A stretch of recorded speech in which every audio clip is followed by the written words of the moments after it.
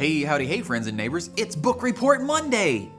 I just made that up. I thought, hey, I've got a lot of books, and it's Monday, let's do some book reports. So for the next for the next lot of Mondays, I'm gonna put out a video where I review a book that has something to do with foraging or herbal medicine, or maybe occasionally zombies, and you can hear information about that book. So today I'm gonna start off, since this is the first one, with two books. I bonked my head, you see that? I hit my head doing some extreme aggressive gardening. Actually, I hit it in my greenhouse because I was just being a dummy, and I hit it really hard. I hit my head so hard my house got tilted. I think I just tilted, but everything was leaning a little bit. Might have been a mild concussion. But I'm gonna film several of these today, so if you see this in the videos for the next few weeks, it's okay, I'm not repeatedly hitting my head. Today we have two books to start things off right, both of them by Thomas J. Elpel. We have Shanleya's Quest, a botany adventure for kids ages 9 to 99, and we have Botany in a Day, the Patterns Guide of Plant Identification. Let me talk about two basic approaches you can have to learning new plants. So you can go from specific to broad, or you can go broad to specific. When you go specific to broad, you learn one plant at a time, and you really learn all there is to know about that plant. The downside is there are a lot of plants, and going one at a time kind of limits how many you're going to get. The other end is going general down to specific, where you learn plant families to identify the grass family or the lily family or what have you.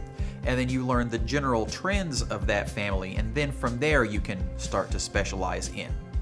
And the upside of that is you can learn to identify large numbers of plants really quickly, or at least you identify what family they're in really quickly. And then you can learn the trends that are common to the whole family, but the downside is those trends don't always apply to every member of that family. So something like the mustard family, all the mustards are edible. But with something like lilies, well, some of them are edible, some of them aren't edible. And with the parsley family, some are edible and some will kill you.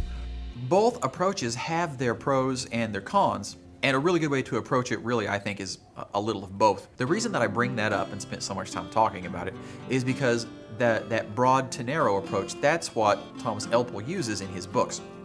The Botany in a Day guide takes you through some of the more common, more useful plant families, and you could go through those in a day, you could.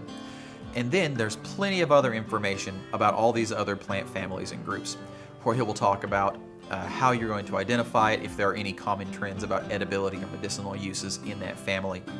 And it's a really good book. At the time of this recording, it's $22.61 on Amazon. Of course, that could change, and there are lots of places that sell books.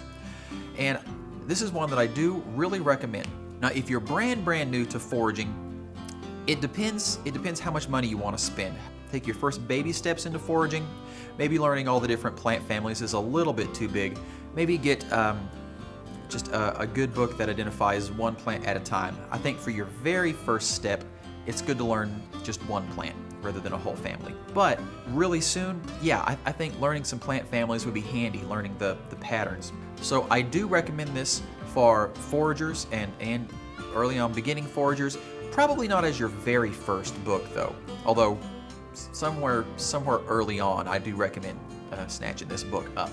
No scripting, it's gonna be awesome. The other book, Shanleya's Quest, I kind of avoided getting this book. Well, it's not that I avoided it, I wanted to get this book, but there's only so much money.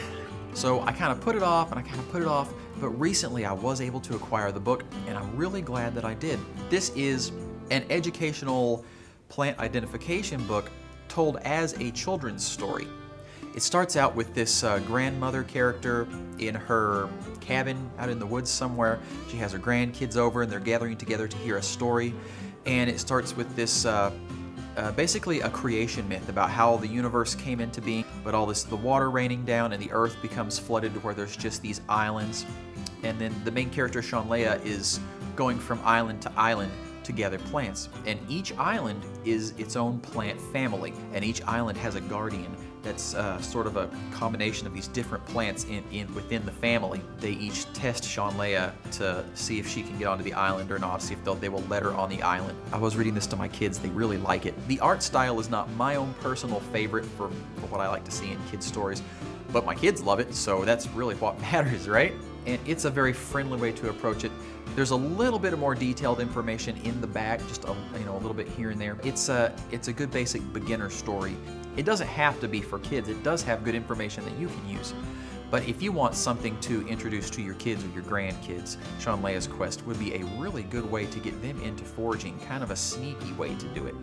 Shanleya's Quest is $15 on Amazon right now, or $9.99 if you get it on Kindle. And if you get it on Kindle, you're going to want to make sure that you can view it on like an iPad or something. I don't think it would show up good on those paper white Kindles because of all the color images. Also, if you have Kindle Unlimited, you can get it for free on that. Okay, that's going to do it for this book review. I'll see you next week with another book. Until then, happy foraging and don't bonk your head on any zombies.